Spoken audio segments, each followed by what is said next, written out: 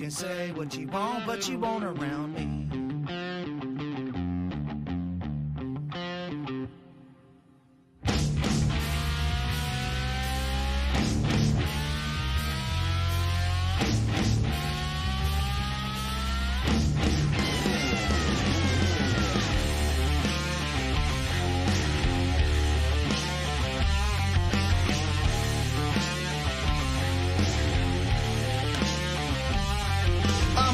Black sheep among misfits, a misfit in the trailer park at night, a misprint with the 6th sense. Been sick ever since my brother died of an OD.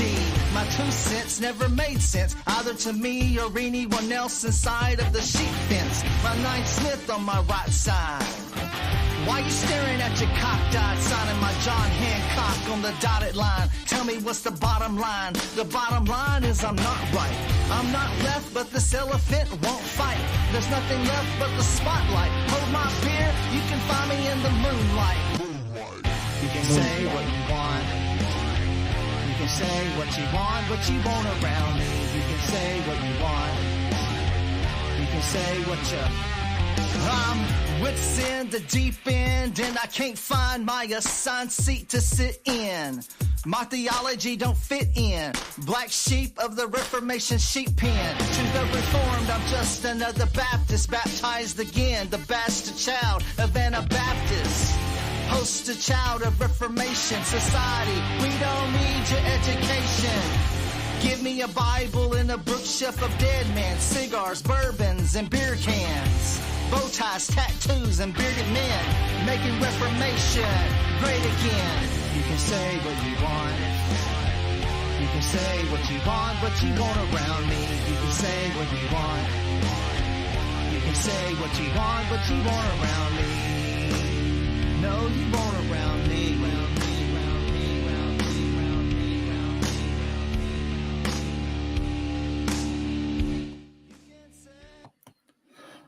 Ladies and gentlemen, we are live. Welcome to Open Air Theology. My name is Jeff. I'm one of the pastors of Covenant Reformed Baptist Church. We meet here in Tullahoma, Tennessee. If you're ever in the area, we would love to have you come and be a part of us. If you live in this area, please come and be a part of us. We would love nothing more than to fellowship with you, share life with you, experience life with you. So I'm here, and we got a short conversation, but I'm here with my good buddy Braden. Are you able to speak right now? Okay. Yeah. Thanks for having me tonight, Jeff. Pastor Braden of Valley Baptist Church in Hagerman, Idaho. Just blessed to be out there, blessed to worship God, blessed to preach Christ crucified. Very thankful to be a part of this podcast, Open Air Theology. Looking forward to February for the conference. If you haven't heard, you need to be there or be square. Like I said before, I don't think you're really Reformed, or you're not even really a Baptist if you don't come. And then I also have the YouTube channel called Reformed Ex-Mormon, which I'd love for people to go check out as well. Yeah, so let's talk about the conference for a second.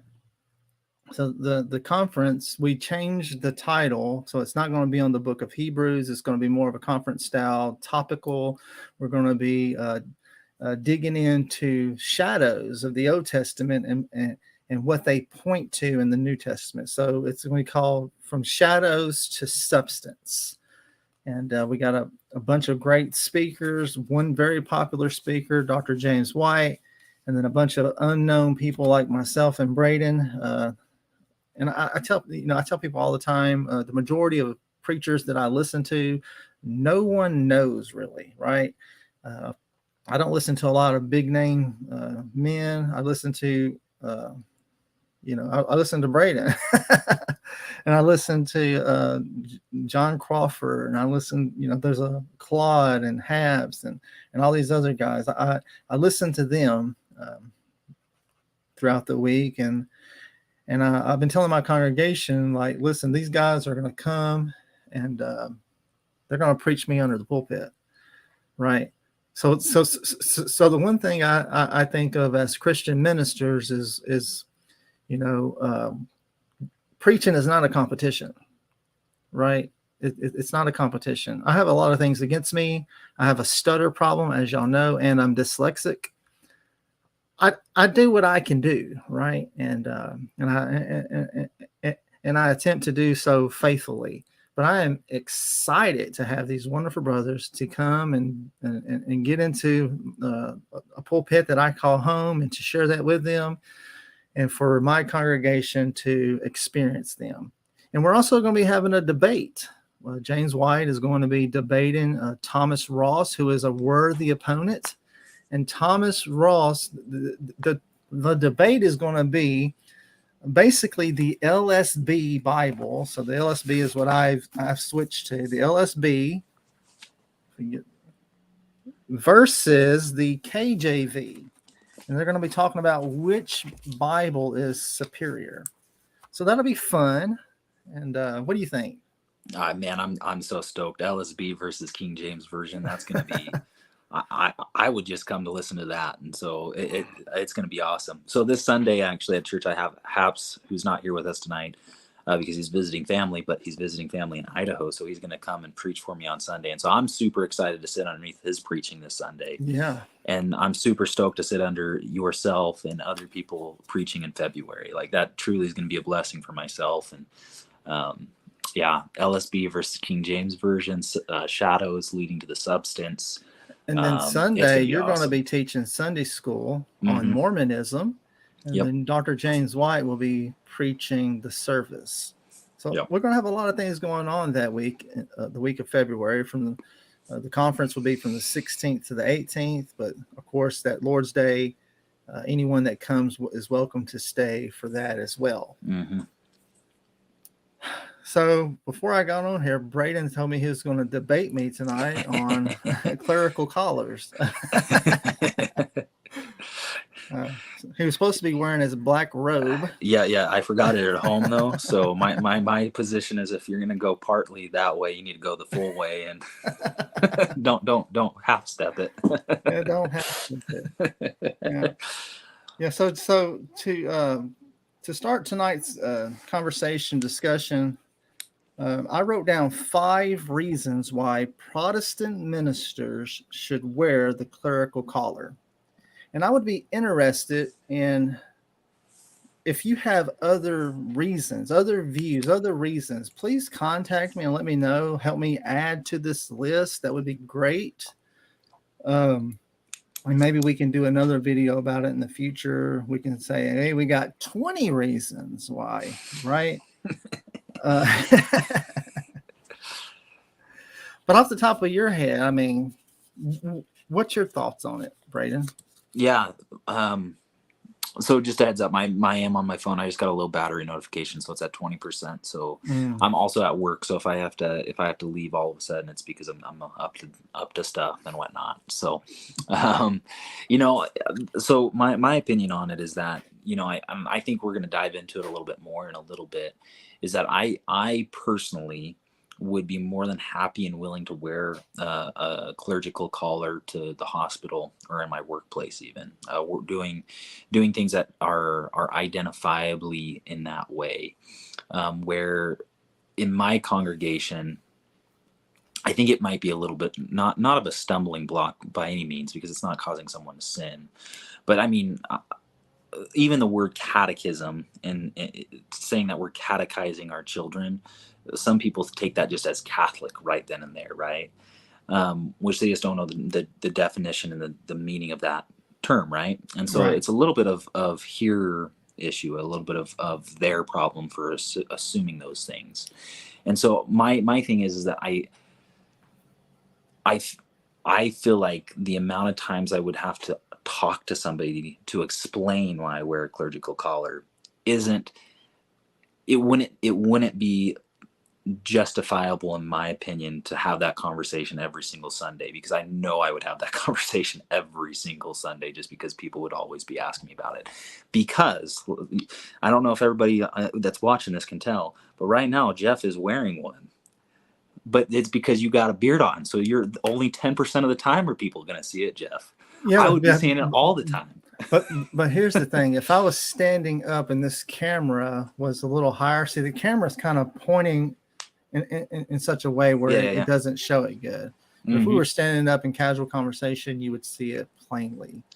And plus, I'm having to kind of like look down so that the camera's kind of it's kind of right here at my chin, and I'm having to look down at you, so it's keeping it. I mean, if I was looking straight in front of me, I got you. You see what I'm saying? So that's straight in front of me. And I won't lie, I think that they look like there's a look to them that I really, really like, and that's where I'm saying I wouldn't be opposed to, like, in my work, wearing it in that position, wearing it, even going and visiting somebody in the hospital. I wouldn't have an issue with myself doing that. I just feel like the amount of times, like let me give you an example, right? So I love, and this might be because just of how I was raised, I love white collared shirts. Love them. I think that a guy looks good wearing that and a suit. However, I probably won't wear that around people that either are very heavily influenced by LDS or are part of the LDS, just because I already have a hard enough issue right now where people think I'm LDS just because I look LDS. And you so do I don't look LDS. That's why I grow the mustache. That's why I grow the mustache. And so part of it's just to avoid confusion. Part of it's to avoid just the continual questioning on that. And so I do wear a white collar, and I wear it often, but I probably wouldn't go and wear it to the temple while doing evangelism. So are you saying you can take someone out of the LDS, but you can't take the look of the LDS out the person? That's a fact. That's a fact. And I'm trying my dang hardest right now, and it doesn't work. Yeah. All right. So I have 5 reasons. Again, 5 reasons why a Protestant minister should wear the clerical collar.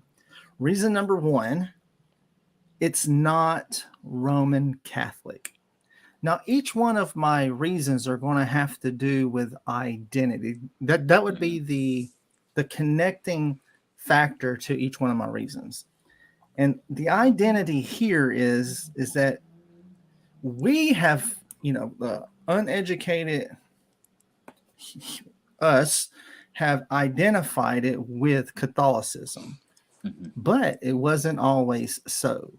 Now, depending on who you read on this, they're going to say different things. But from what I understand is that the clerical collars were first worn by Presbyterians, Anglicans, also Catholics, but Lutherans and even Baptists in early church history. Okay, so it's not just Catholic. Now, the reason why a lot of people believe that it's Catholic priests is because a lot of movies have been done where of the Catholic Church and priests, and they wear the collars, and so they assume that this is where it started, but that was not always so. There's a great tradition out there, if you study, that it's not just Roman Catholic. A Presbyterian minister started, and from my study, now I've read other things too, but from what I can tell, Presbyterian, a Lutheran minister, he would even say a Presbyterian started it. Lutherans wear it, Anglicans wear it, Methodists wear it, even some Baptists back in the days wore them. So it's not just Roman Catholic. We need to lose that identity. We need to stop connecting these to Rome and connect these to church history. Reason number 2. Do you have anything you want to add to that? I was just going to say, I think you just made an argument for why Baptists should wear ties, because Presbyterians are just sprinkling a little bit on the neck. The Baptist is doing the full submersion of the tie that's draped down. I'm just kidding. All right. Reason number 2. By doing so, by wearing the collar, we identify ourselves with Christian ministers throughout church history. Now, I'm really saying this to Baptists right now. In Baptist culture, Now, right now, I'm speaking to like the independent fundamental. You see what I'm saying? Like, me and Jesus got our own thing going. Me and Jesus got it all worked out, right? They try so hard to separate themselves from church history, right?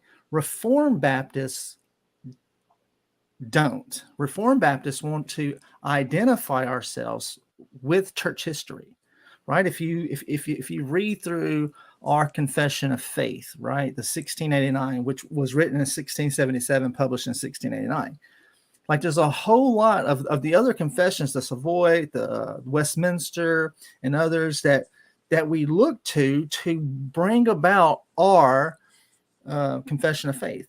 We want it to agree and align with what we could that was already out there, right?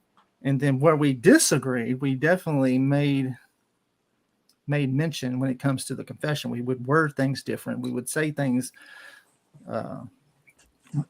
more biblical, right? And so, but where we could identify ourselves with other denominations and brothers, we did. And I think that's how it should be now. I don't want to remove myself as a Reformed Baptist from my Presbyterian brothers, from my the Anglicans who hold to the 53rd article, from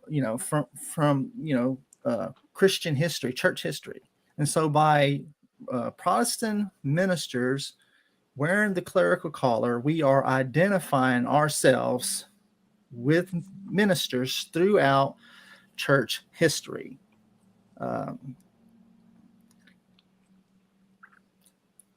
Anything you want to say about that one? No, I've got some thoughts on it that I'll bring up towards the end and whatnot. So keep on going.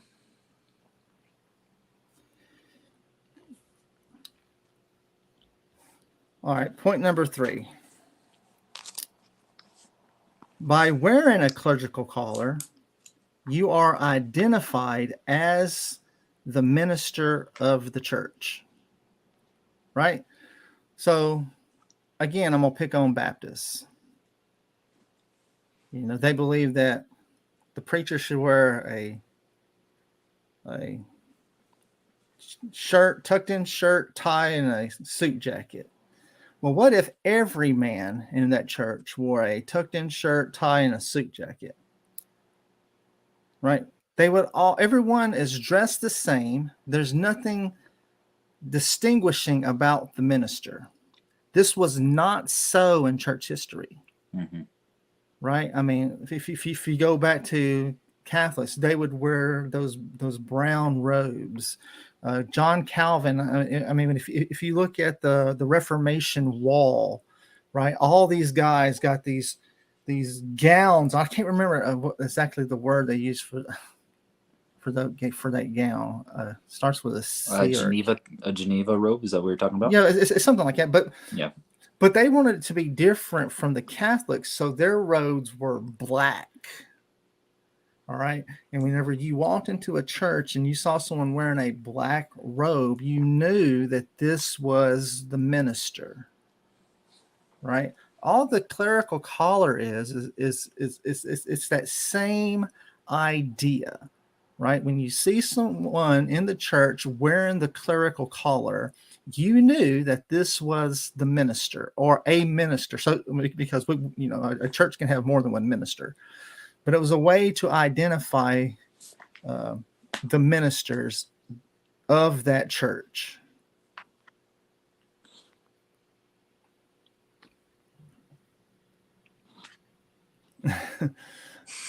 I'm reading that to you right now. I just made that point too.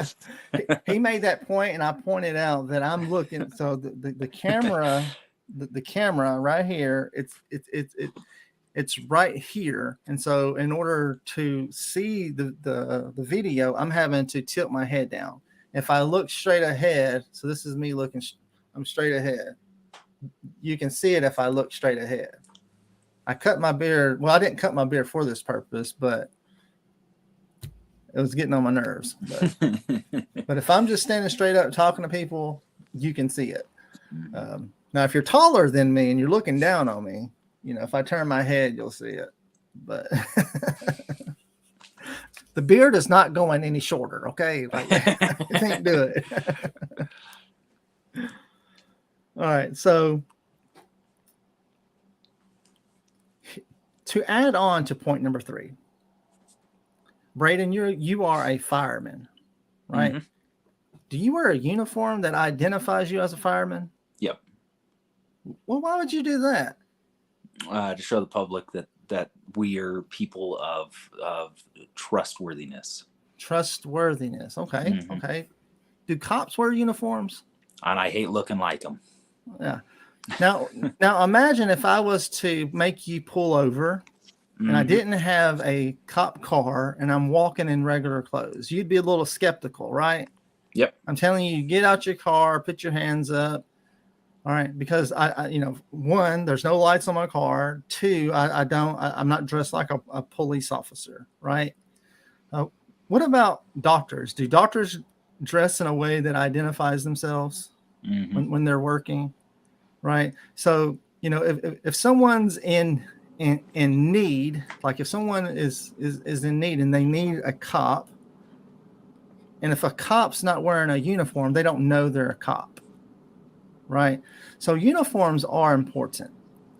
Again, in church history, the minister wore a uniform to identify himself as a minister, to distinguish himself, not to raise himself above, like the minister isn't condescending, right? He wasn't raising himself above, but it was a way for people to know who the minister was.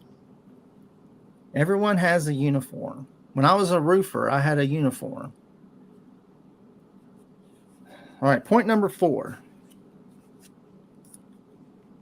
To be identified on the streets as a minister.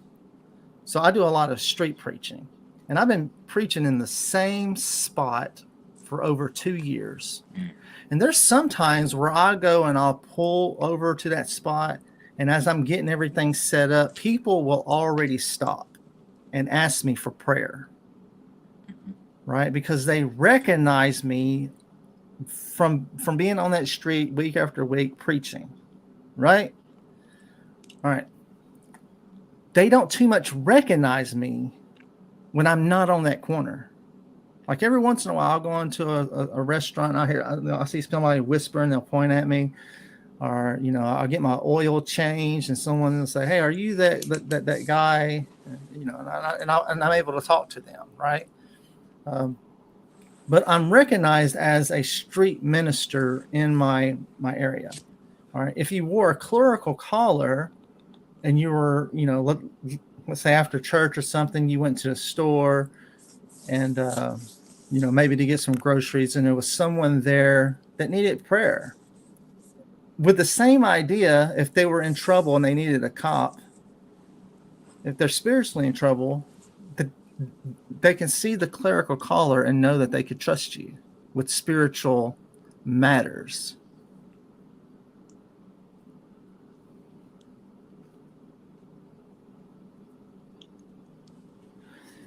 Yes, what Justin said, that was another point. Yeah, it's also it's a part of point from number 4 of identity, that it shows that we are slaves of Christ, right? As a part of the identity on the streets around when you are among the people, but of course, people of our generation, they don't know that. They don't know that this was a sign that you are a slave to Christ. But I believe if ministers were to start wearing them and having more conversations like you don't want to have, Braden, I'm picking on you for a minute. Yeah, go ahead. That we could point that out, that this was a way to identify ourselves as a slave for Christ. Also, I do a lot of door-to-door evangelism. And you don't know how many times someone will mistake me as a Jehovah's Witness. But if I was knocking and I had a clerical collar on, I wouldn't be mistaken as a Jehovah's Witness. They might mistake me as a Catholic out of ignorance, but they wouldn't mistake me for a Jehovah's Witness. They definitely don't mistake me for a Mormon because I look nothing like you, Braden. Yeah, that's a fact. All right. My fifth reason, and if y'all want to talk about them after it's over with, I'm up for that. If you have any questions, if people have any questions that are watching, you want to pose a question, we can roll with it. My fifth reason, again, this one has to do with identity as well. Father Rice, Reverend. It's for accountability, right? So if people come into the church, they see the clerical collar, they know I'm a minister. I'm going to the store, people see me, they say, oh, that's the guy that's on the streets preaching. He's a minister. It kind of works in the same way of the uses of the law, right? It keeps a minister from being as evil as he could be, right? Because if everyone knows who you are by what you wear, right? It keeps you accountable. You have to be accountable before the people that you interact with, right? If someone says something, you can't just fly off the handle, right? Oh, because they're going to recognize that you're the minister. You're a minister. Or we don't have any of these in my area, but I know that, I grew up in Nashville and they would have like, I guess it would be some kind of like lounges or whatever where men could go in there and purchase pornography, right? If everyone knows who you are, it's going to keep you from doing something stupid. It's going to keep you from falling into sin. It's going to keep you from walking into strip clubs, right? It's accountability. If everyone knows who you are because of what you wear, it works in the way of the uses of the law as a curb to keep you from being as evil as you could be, right? And I think we all need that kind of accountability, right? Even if you don't struggle with stuff like that, whatever that struggle may be, you might be high tempered, right? You might, someone can say something, or you might be a guy that has, someone can cut you off in traffic and you want to flip them off, right? If people know you as a minister, you be trying to throw that bird and all of a sudden you have to catch it. You have to catch the bird, right? Catch the bird and wave. 5 fingers. But the point is that it keeps us accountable, right? And not to just our church family, not to just our immediate family, but to your community. And so those are my 5 reasons. Again, reason number 1, it's not Catholic. Reason number 2, it identifies us with Christian ministers throughout church history. Reason number 3, we're identified as a minister. Reason number 4, so not only in our church, but on the streets, we're identified as a minister. And reason number 5, it's for accountability. If you have other reasons that you would like to add, or please, we all, you need to make that C in Catholic small, Haps. But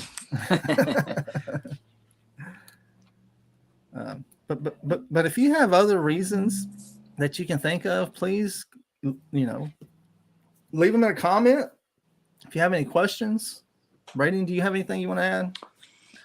Well, there's a couple things I was just, and this is, again, I could see myself preaching from behind a pulpit with one of them on, right? I'm not saying I am against them. I'm not saying that at all. But this is just some things that I had that came to my mind as I'm processing this topic. Just 4 or 5 different things. So with the clerical collar being historical, and this is just a legitimate question, so don't take it as like me wanting to debate this topic in any way, but why not wear something that's even more historical, like a Geneva robe, or even go back to looking, okay, well, I'm not trying to make this sound super legalistic or No, weird go in ahead. that way. But like, This is even how we looking figure back, things out. yeah, but like even thinking like, okay, what were the people in Paul's day wearing? Why not go back to that day? If the argument is that it's historical and it ties us to a confession, why not go back to historical Bible times and wear stuff there? Someone put, why not camel hair? I'm in for this. They just tomorrow. Well, I would say that for one, like if I'm just grabbing low hanging fruit. Yeah. If I was to wear camel hair, the people of our time would not recognize that as a minister. Right. But that was also one of your arguments, though, about why we should be wearing it, is that people don't recognize it as Protestant Christian ministers, and how. But they recognize it as ministers. Right. Yeah. So it's both and. But couldn't our same argument be made, though? Like if every preacher today wore what, and I'm talking about solid Christian brothers, if they wore today Paul robes, I don't know what you want to call them, Paul robes. That's a new brand. Everybody go get your Paul robes off of Amazon. If everybody was wearing Paul robes, wouldn't that start identifying everybody as servants of Christ, following after the imitator Paul? Where I'm going with that is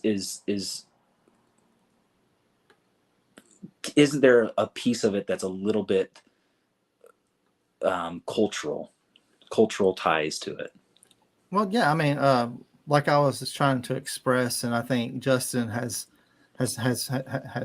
pointed out too, that the clerical collars are already established as a sign of a minister. Right. So we don't have to start a new fad and get people, along with the idea. Right. And as far as the robe, I have nothing against a robe. If someone wears a robe in the pulpit, I think it'd be hard to walk around in a robe. It'd be so hot. It'd be so hot, dude. It'd be terrible. Yeah. But so another thing that was talked about was distinguishing ministers, and I understand some of the purposes and the pros to identifying a minister as identifiably. You walk into a church, that's the pastor, that's the preacher, this is leadership, these are the elders and the deacons, or whatever, however you want to identify them. I understand that principle, but is there anything in the, and this is not me, again, not trying to make a rude statement by any means, but is there anything that from a biblical perspective that would say ministers are supposed to be identifiably set apart, and not more than just being set apart to be able to preach and teach, but are actually meant to appear differently than the sheep? Well, I think that, if you just take Jesus, right? As Jesus was walking around, do you picture him not wearing the tassels of a rabbi?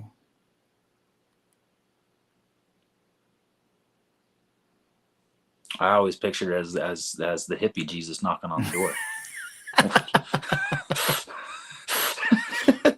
Listen, you're making this really hard. I know I am. Yeah, I mean, I'm all right. I had another. So you had to bring up the hippie Jesus. I did. Man, I've seen that meme where he's all smiling and his thumbs up, right? Yeah. He's got like the heart that's on fire and all that. And I know. I mean, like, like I'm preaching through the Gospel of John right now. I'm at the woman at the well. I'm in my second message there. That woman knew that he was a Jew. Right. So there was something distinguished about his garment, because it couldn't have been his skin color. So something distinguished him about his garments that he was wearing that showed that he was a Jew. Would you agree or disagree with that? Yeah, I wouldn't go to the far point as that he appeared to be a Pharisee. Like I No, like, no, and I know no. that's not what you're saying, but Yeah, yeah. There's different clothing for Pharisees versus rabbis too. I yeah. mean, you Oh could, yeah. yeah, Yeah, yeah. yeah, yeah. The woman touched the hem of the garment, right? Yeah. Like this could have been his talit at the time, a prayer Mhm. shawl. Like it could have been something like that. Like there's a lot of things that the Jews wore that we don't wear today, right? Yeah. I had something that I wanted to point out. Now I can't remember. I was just going to talk about what was the first question that you pointed out? I had a About if clericals or if the argument goes that we should wear collars because it's historical, why not look at something that's even more historical? Why not go even further back? yeah, okay, yeah. I Was thought there one of was the the one questions. before that though. Um, I, I was going to talk no. about the alternative, but now I can't remember what I Mhm. had in mind. Man, when you said the hippie Jesus, I know how to it debate, just Jeff. I just got you off your railroad track, and now I can just keep on attacking. No, no, no, no. yeah, but I So, mean, like Justin pointed out, mhm. it's already established as a minister, and Yeah, yeah, yeah. again, Yeah. we don't have to tell try to get people to go along with the new fad. We're just taking what's already established. Mhm. And So, I'm not saying that people, I don't, I'm not saying, hey, you better, but I'm just mhm, saying that it's a good way. And at heart, which I know you are too, I'm an mhm. evangelist, Yeah. right? And I want to take every opportunity that I get to be able to witness to someone, to minister to them. And if wearing a clerical collar would help me in that way, it would help them know that I'm not a Jehovah Witness, which I am a witness for Jehovah, just not a part of the Whoa. Jehovah's Everybody Witnesses. quote that. I mean, Paul Washer said that. Say, oh yeah, come on in. I'm a witness for Jehovah. Mhm. Problem is they don't know Jehovah. So, yeah, that is a fact. Yeah, that's a They fact. don't know Yahweh. Yeah. So another question for you. So, and I appreciate you bringing this up because this is something I didn't even think about until you brought it up. So me being a fireman, so there's an internal fight that actually takes place between this subject right here. Um, the fire department as a whole across the United States has shifted its uniform to be more in appearance with cops, and I can't stand that. There's actually been firemen that have gotten killed because they look like a cop. I look Mm. like a cop besides a gun. That is literally, and I hate it. I don't like it. I think I should be identifiably different than the cop because people don't, some people like cops, but typically everybody likes firefighters, right? Um, I don't want to be associated with it because there's a cultural tie to it. Not to say that they first were the ones to have the uniforms, but there's a cultural tie to them having that uniform. And you don't know how many times during a day when I work as a fireman, when I go into a grocery stop and the kid says, "Hey, mom, it's a cop," or the person says, "Oh, I didn't know cops drove the big red fire engines," like things like that all the time. And so there's always seemingly like a barrier that I have to even to span even at work. And that's where I'm saying with culturally, yes, I'm not saying clerical collars started with the Catholic Church. I would agree with you. I think it did start with the Presbyterians. But if culturally, if there's been a shift to view that as a Catholic, like, to be honest with you, that's what I think everybody when they hear Catholic thinks of is either the Pope or the clerical collar. Like I those mean, are we can start two dressing like the staples. Pope, but I mean, I don't know Yeah. how well that is. Let's take it back from him. Let's just take it back Yeah, from him. let's just take it back. But where does it that line get drawn? Because I at work will not. I do not. I'm a vocal and advocate that I should be a firefighter because of how I behave, not because of how I dressed.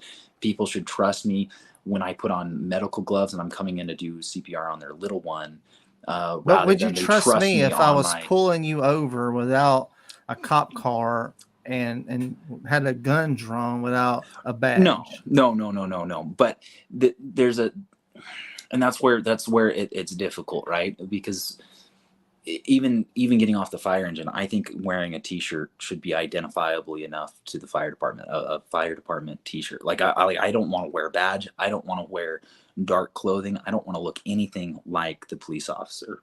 And so where I'm going with that is that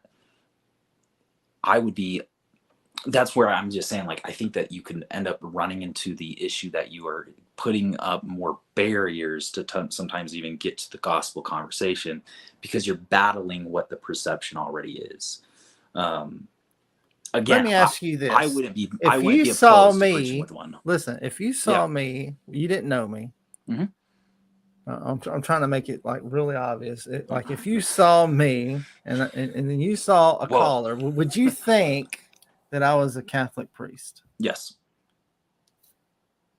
No, I would. I absolutely would. I know. I would. I would think that you were either Catholic. Let me get my necklace.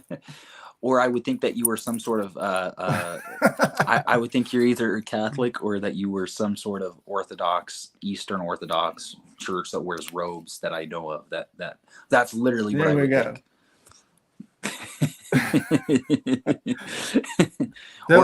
Maybe I would think you're a Lutheran or something like that. But I remember at my church. I remember at my church, the other elder's wife. She said, "Jeff, have you always worn necklaces?"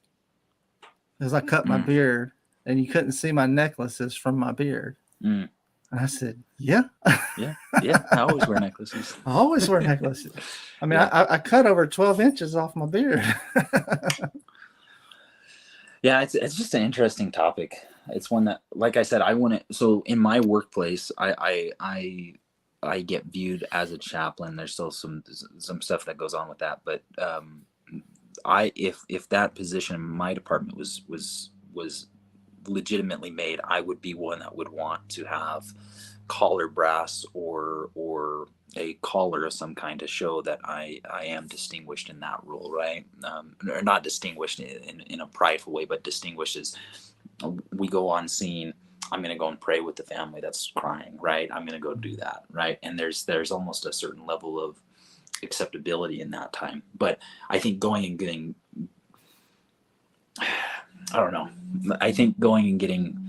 groceries culturally, they're going to view me as a Catholic. Just like like I said, if I wear my white collar shirt that I like a lot, I'm going to get called LDS every single time.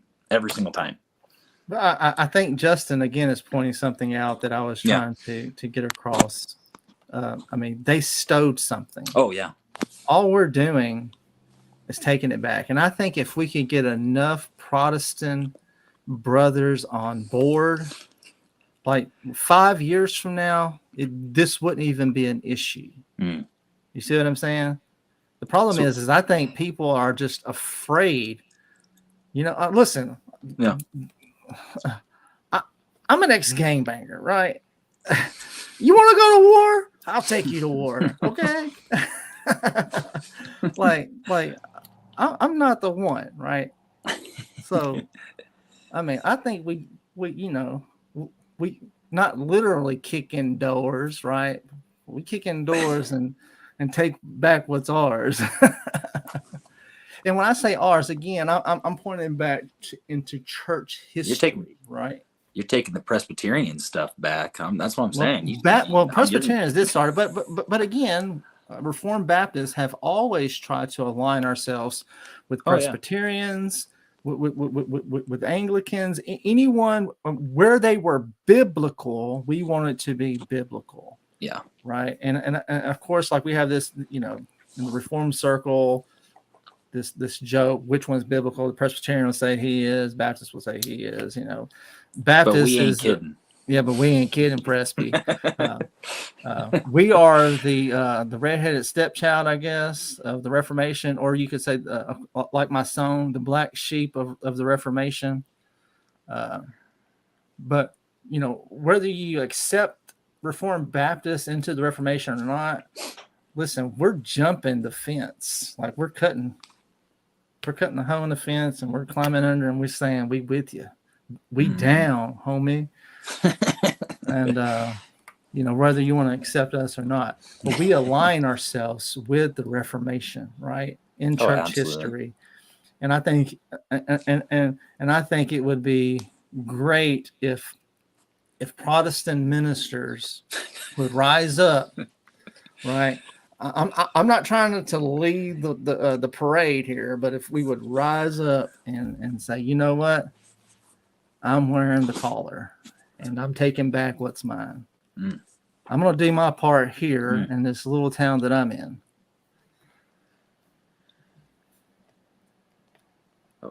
Send me a collar. I'll wear it next podcast. I wished I was technically savvy to where I could send a picture that Hap sent to me. He put a white napkin in his. He had like a plaited shirt. It looked good. I was like, hey, I dig it. Mm-hmm.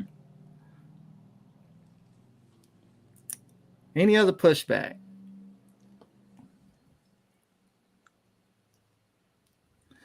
Someone put Jeff Durbin is not going to like this. Well, if he listened to our one on theonomy, he definitely wouldn't like that one. Nope. I love Durbin, but I think he's wrong on a lot of issues. But of course, I love him. He's my brother. Yep.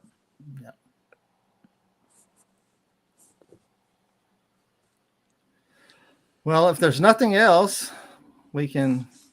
And if there's no questions, let me see if there's any questions. Again, someone else said with his beard. Yeah. Again, the camera is the way that it is. If I just stand straight, you can see it. The beard ain't getting no shorter. Sorry, homie. The deal is with the beard is that I don't have a chin. Right? Like I was really good at boxing because I didn't have a chin. Right? There wasn't nothing to hit. Right? Aim for the chin. There's no chin. I'm just lips and neck. So that's good. Yeah. So let me see if there's anything else.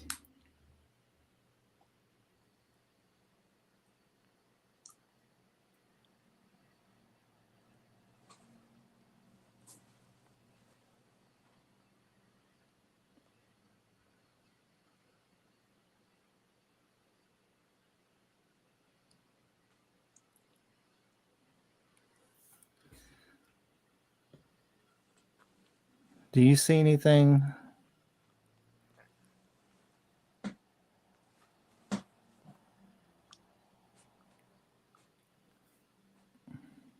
Yeah, I'm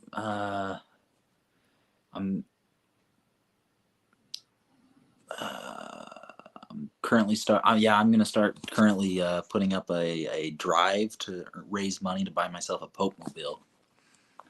Hey, do your deed. I'm going to do it. I'm going to take back the Pope crown. But in church history, only the Pope has driven the Pope. Well, they took the clerical collar from us. I'm going to take what they like from them. Okay. Yeah. Don't come pick me up in it. No, it's not a cool we're gonna go vehicle. cruising, dude. We're gonna go cruising. You're gonna be up on top in the bulletproof glass. I'll be your chauffeur. It'll be cool. Okay, and I'll just be doing the wave. Yep. Get used to not ever opening up the Bible. I'm not growing back the beard, brother. Even if I don't wear this, I'm not growing back the beard. It was too much maintenance. Too much maintenance. I cut 12 inches off. It was like when it was wet, and I would iron. If I would iron it, like it was super long. He donated to a wig shop. You can go pick it up in Tullahoma, Tennessee shopping mall. Yeah. I mean, it was definitely a horse's tail.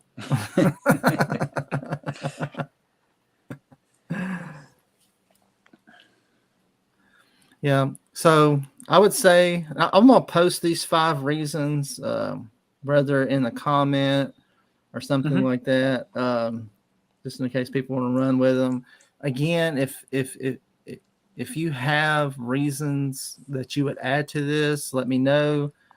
I'm open for pushback, but again, the main thing for me is the identity. It has nothing to do with pride. I don't care anything about that.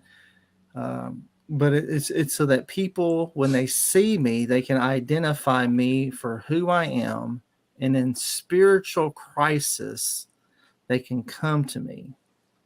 Right? If someone robbed you, you'd find a cop. If a house was on fire, you'd find a fireman. If you're spiritually broken, you need a minister, right? And if we live in a world where we're surrounded by people who are spiritually broken, and sometimes they don't know that until they see someone that can help. And so I want to be there to help, and for, when someone comes to my, so here's the alternative. Here's what I was thinking. The alternative when it comes to being identified in the church. The alternative is what we see is big personalities, right? So you have the minister has to be this charismatic person with a big personality, and everyone knows who he is that way. Brother, I don't have a big personality. Like I'm more of a introvert than I am an extrovert. The only time that I am to where I can have conversation is if it's on subjects that I know, right? I can talk about roofing. I can talk about hacky sacks, UFC fights and theology. Yeah. I don't know anything else, right? I don't have this big personality, and I don't want to try to create a big personality. But if there was something about the clothing you wore, when someone walked in and saw you, they wouldn't have to be attracted to a big personality. They can just look and say, oh, hey, that's the minister. And so it speaks in a way that I don't have to be creative in ways to meet people. Oh yeah, I can definitely talk about Bibles. Like, I can have that conversation. Premium Bibles, leather. I mean, I'm not afraid to walk up into any conversation and say, I got the best Bible in the room, right? Not in February, you won't. Yeah, in February, there'll be people that has my Bibles. But for the most part, I can,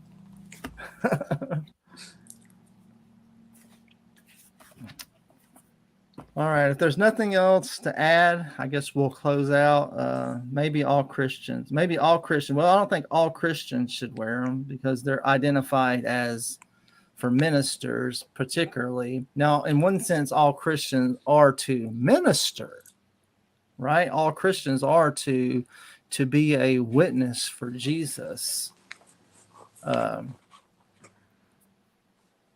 But when it comes to in church history, all Christians didn't wear it.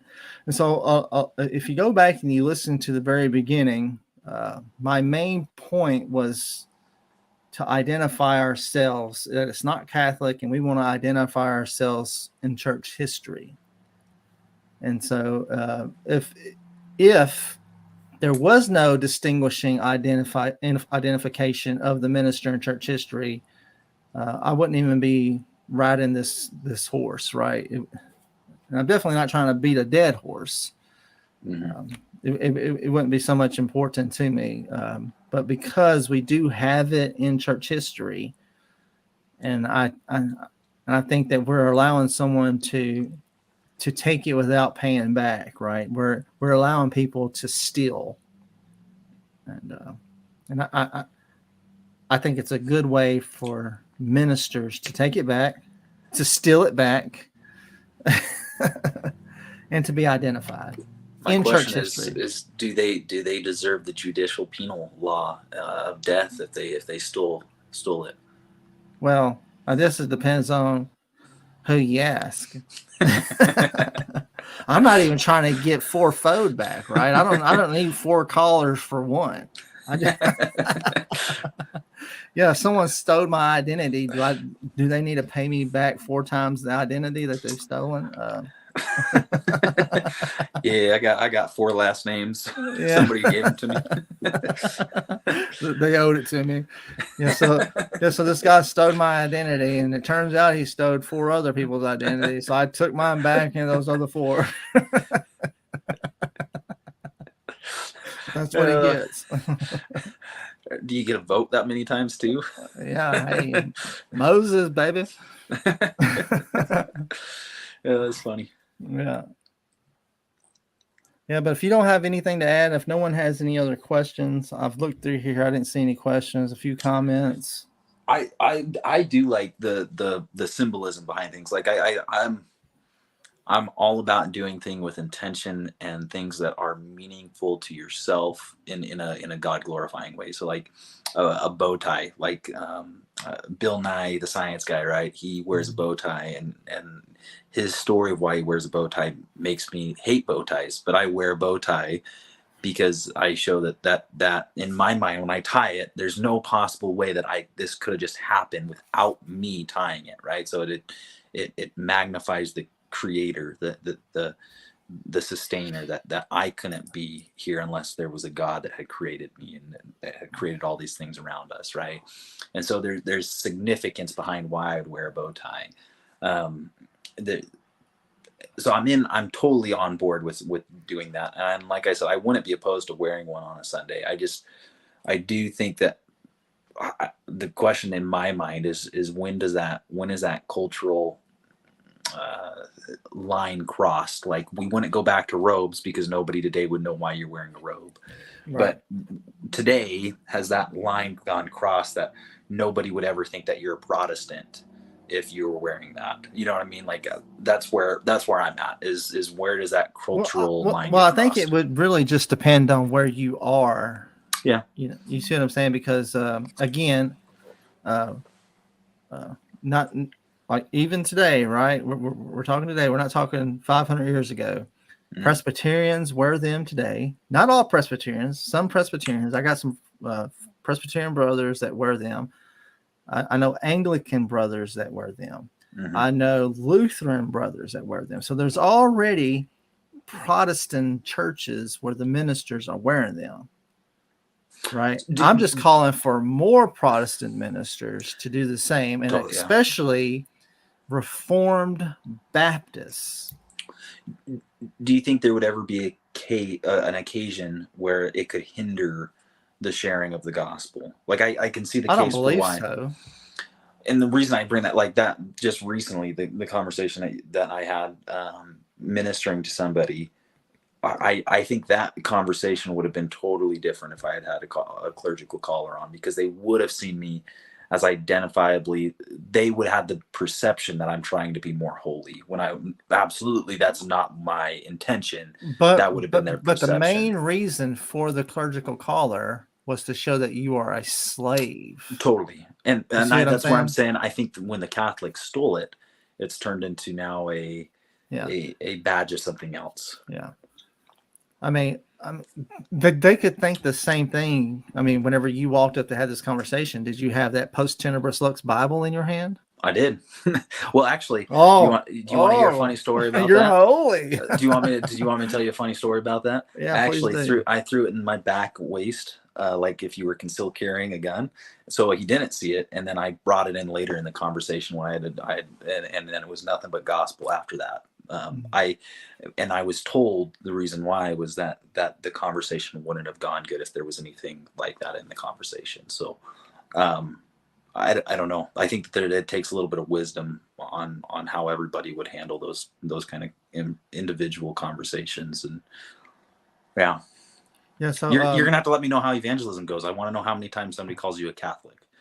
Like you better be keeping track. But it will allow me to enlighten them. Yes, it would. On history. That is a pro of it. That is absolutely a pro. That is a pro. Right. And that right there, just in itself, is a door open to the gospel, because they're going to bring up something in church history. Yeah. I'll answer in church history. Take it from church history into the spiritual. Right? Are you hearing me? Yeah. Matthew, Matt asked a question. I didn't mean to call you Matthew. I don't know. That's just You rude. prefer math. I know. Forgive me. I'll take I'll take some confessions later. But I was going to say Catholic priests can't confess. Jeff, stop it. Yeah. He asked a question, so I don't know if this is more geared towards me or toward you. He said he missed the answer earlier, but the question was asked: is there any negative? I guess is there any negative for are you saying, are you asking, is there any negative for wearing them or not wearing them? I don't see anything negative for wearing them personally. And I guess it could depend on the area that you're in, but I don't personally see anything negative. Do you see? I mean, I guess your answer was that you would always have to inform people. Yeah, I think there could, well, it depends on what you consider a negative. Is a negative. I mean, no matter what we do, like this is. Oh, I don't know. I'm trying to think of an example. There's so many different opinions on what a negative could be, right? Like me having to have that conversation about why I'm not a Catholic, to me could be a negative, but to you, Jeff, could be a positive, because then you get to bring in history, right? And you get to flip it to a gospel conversation. Whereas I think in the way that I have conversations, I think it would be more of a challenge to get over that, right? And so in that way, I think it could be a negative, because I think that in my opinion, like I said, fire department, hospitals, even one day maybe behind the pulpit, I wouldn't have an issue with myself wearing one at all. Like I'm not against this idea, but I think that there is a possibility of a negative, because it has culturally now been accepted in the Catholics, and it's seen as this holier than thou, and it's seen as this staple of I just almost said LDS, a staple of Catholicism. I think that there's going to be some difficulty in is it a pearl that's so mangled in the pig poop that it's not worth picking up, or is it worth picking up and cleaning off? I don't know. I think it is. I think the biggest problem that I'll have is with my the people in my church getting used to it. Yeah. Right. But I don't have a huge church. And they all love me, right? We have great relationship. I think if they'll give me an earshot to explain why, just wait until you walk in all Catholic on them, and they're gonna lowercase Catholic, lowercase Catholic. I'm gonna walk in all Presbyterian on them and Lutheran and tell the Baptists to step it up. But I think that would be. It's probably going to be the only. Again, I think. Justin again pointed out something really good, and if y'all haven't got an opportunity to get to know Justin, he's a real good brother. Cool. I appreciate his ministry. He says ministers are to have a good reputation in the community that they dwell. Hey, caller, my phone is dying right now. I'm going to say bye right now. So hey, you please finish. So my phone is like it's 1% dying. Okay, I'll say hey man. I'll talk to you here in a little bit. Hey, God bless. See ya. God bless. See ya. Yeah, so Justin says the caller helps to identify the minister when he is out and about. This will develop. Oh, I moved on me. This will develop his recognition and build his reputation, as he will not be able to merely blend into the crowd. Yeah. That's. I think that was point number 4 of mine. Was to be identified on the streets as a minister, right? So personally, I think it's a good thing. I would encourage Protestant ministers, especially in the Reformed circle, where you're Presbyterian, Anglican 53rd Article, Reformed Baptists.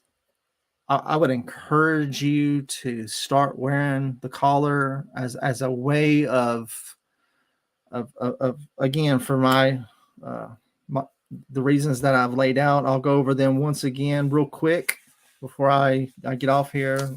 Reason number 1, it's not Roman Catholic, right? Reason number 2, by doing so, we identify ourselves with Christian ministers throughout church history. Reason number 3, by wearing the clerical collar, you are identified as the minister of your church, right? So if you have like our church, there's more than one minister, and so but you would be identified as a minister, or if you're if you're the only minister, people will know who to come to be ministered to. They will. You don't have to have a big personality. You know, it's basically just the same way as a fireman has a uniform and a cop has a uniform. So does the minister. Point number 4, to be identified on the street as a minister. And point number 5 was for accountability, that as you're building this reputation up that Justin was talking about, everyone knows who you are. They know you're a minister, and that it also works as the uses of the law, right? You have the second and the third use. It's kind of like a guard. It'll keep you from being as evil as you could be, right? We want to put up guards any way that we can to keep us from falling into the trap of Satan. And I believe if everyone around you knows you're a minister, right, you can't get away with anything, and it will develop good behavior when you're out in public. So those are my 5 reasons. Again, if you have any more reasons that you would like to add to it, I'd love to hear.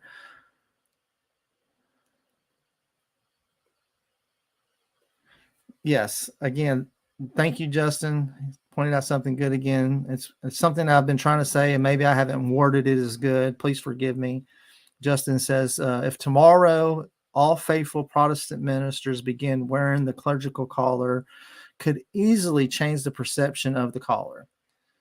I pointed out that if tomorrow, I don't know if I said tomorrow, but I said if all Protestant ministers were to begin to wear the collar, in 5 years from now, people wouldn't look at it and think Catholic priest, right? But 5 years from now, they're going to, if Protestant ministers continue blending in with the crowd out on the outside and blending in with the crowd inside the church. Anyways, I love every one of y'all. Thanks for checking us out on Open Air Theology. Justin, I think it would be a joy to have you on here, brother, to have a conversation. So if you're up for coming on Open Air Theology and having a conversation, I'd love to have you, man. I love everybody. Again, remember, if you're ever in Tullahoma, Tennessee, please come to Covenant Reformed Baptist Church. I'd love to have you there. We have a meal after every service. And also remember, we got a conference coming up in February, the 16th through the 18th. And also, if you're able to stay for the Lord's Day, James White will be teaching. So Braden, who you just heard, Braden was a Mormon for 19 years. He's going to be teaching on Mormonism during the Sunday school hour, and James White will be preaching the service. So the conference is going to be based on shadows and substance. And also there's going to be a debate, the LSB Bible versus the KJV Bible. Which one is superior? All right, Justin, let's do that, brother. I'd like to thank everyone for commenting, excuse me. I need to get some water, and I love every one of y'all. God bless. Hallelujah. Holla back.